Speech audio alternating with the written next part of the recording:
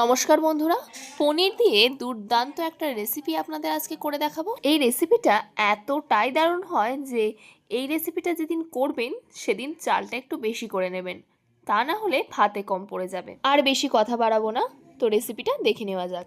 ভিডিওটা সম্পূর্ণ দেখার অনুরোধ রইল। এখানে আমি মটরশুঁটি আর পনির নিয়ে নিয়েছি। এটা কিন্তু আমার বাড়িতে বানানো পনির, হাফ সের দুধের পনির আছে এখানে। এবার পনিরটাকে ছোট ছোট পিস করে কেটে নেব।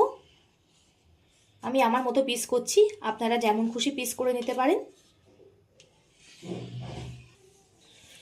এই চৌকো চৌকো পিস করে নিচ্ছি।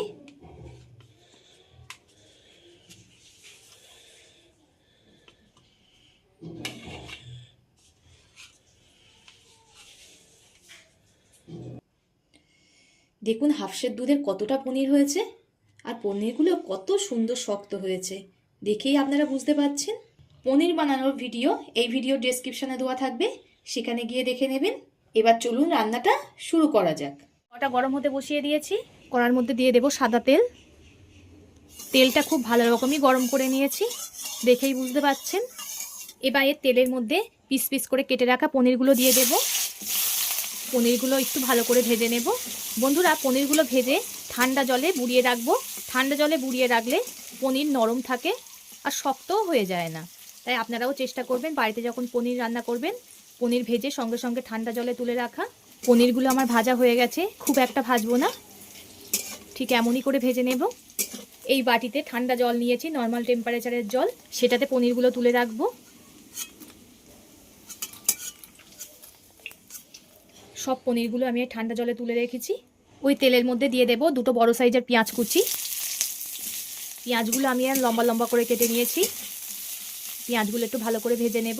পেঁয়াজের মধ্যে দিয়ে দেব অল্প করে লবণ।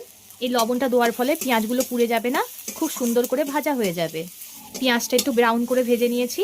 এবার এতে দিয়ে দেব দুটো বড় সাইজের টমেটো কুচি। টমেটো আর পেঁয়াজ খুব ভালো করে ভেজে নেব। পেঁয়াজ আর টমেটো খুব ভালো করে ভেজে নিয়েছি। দেখুন টমেটোটা গলে গেছে। এবার এটাকে নামিয়ে ব্লেন্ডারে ব্লেন্ড করে নেব।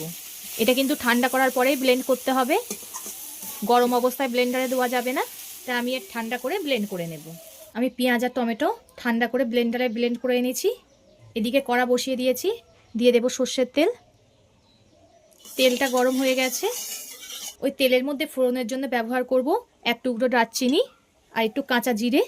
ফোড়ন থেকে সুন্দর একটা মিষ্টি গন্ধ বেরালে এতে 4 চামচ আদা রসুন পেস্ট আছে, সেটাকে দিয়ে দিলাম। আদা রসুনটাকে খুব ভালো করে কষিয়ে নিতে হবে। আদা রসুন আমি একসঙ্গেই পেস্ট করে রেখেছিলাম। বন্ধুরা, আমি রান্না একটু কম তেলই ব্যবহার করি। তেল যেহেতু স্বাস্থ্যের পক্ষে ক্ষতিকর, তাই যতটা পরিমাণ তেল ততটাই দেই, এক্সট্রা কোনো তেল আমি ব্যবহার করি না। মশলাটা খুব সুন্দরভাবে কষিয়ে নিয়েছি। দেখুন মশলা থেকে কেমন তেল ছাড়ছে। এই সময় দিয়ে দিতে হবে যে পেঁয়াজ আর টমেটোটা পেস্ট করে রেখেছিলাম সেটাকে, আর দিয়ে দেব দুটো কাঁচা লঙ্কা মাঝখান থেকে চিকিয়ে। ঝালটা আপনারা স্বাদ মতো ব্যবহার করবেন। এবার খুব ভালো করে কষিয়ে নেব। এই মশলাটা দেওয়ার পরে কিন্তু জল দেওয়া যাবে না, মশলাটা খুব ভালো করে কষিয়ে নিতে হবে। জল দিলে খুব একটা ভালো কষানো যাবে না। মশলাটা আমি 5 মিনিট মতো কষিয়ে নিয়েছি। এবার এতে দিয়ে দিতে হবে স্বাদ মতো লবণ, পরিমাণ মতো হলুদ গুঁড়ো, 4 চামচের 1 চামচ ধনিয়া গুঁড়ো। ভালো করে আবারও কষিয়ে নিতে হবে। আমি এখানে জিরের গুঁড়ো ব্যবহার করলাম না, যেহেতু ফোড়নে জিরে ব্যবহার করেছি।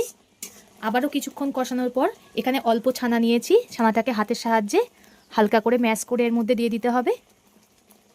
এবার দিয়ে দিতে হবে মটরগুলো, আবারও ভালো করে কষিয়ে নিতে হবে।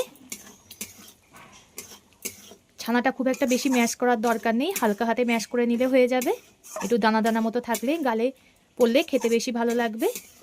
আমি 1 মিনিট মতো কষিয়ে নিয়েছি, কারণ ছানাটা কাঁচা ছিল, ভাজা ছিল না। 1 মিনিট মতো যদি না কষাতাম ছানা থেকে একটা কাঁচা কাঁচা গন্ধ বেরোতো, তাই 1 মিনিট মতো কষিয়ে নিয়েছি। এবার এতে দিয়ে দেবো অল্প করে কাশ্মীরি লঙ্কা গুঁড়ো।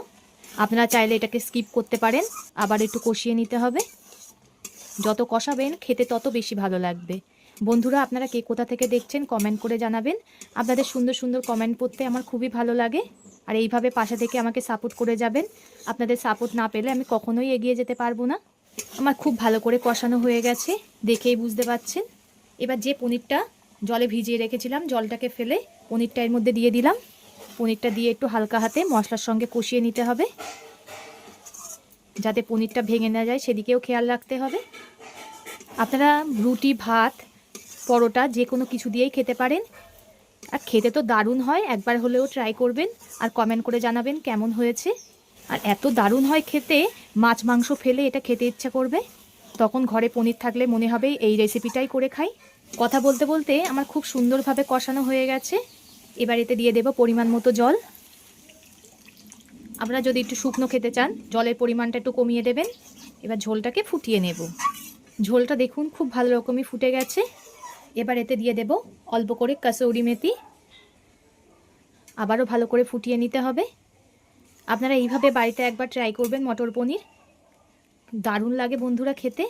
কাসৌরি মেথিটা দিয়ে 1 মিনিট মতো ফুটিয়ে নিয়েছি। সব শেষে দিয়ে দেব গরম মশলা। এবার আমি নামিয়ে নেব। ভিডিওটা ভালো লাগলে লাইক ও শেয়ার করে দেবেন, কমেন্ট করে জানাবেন আপনাদের মতামত। পরবর্তী ভিডিওতে আপনাদের সঙ্গে আবার দেখা হচ্ছে।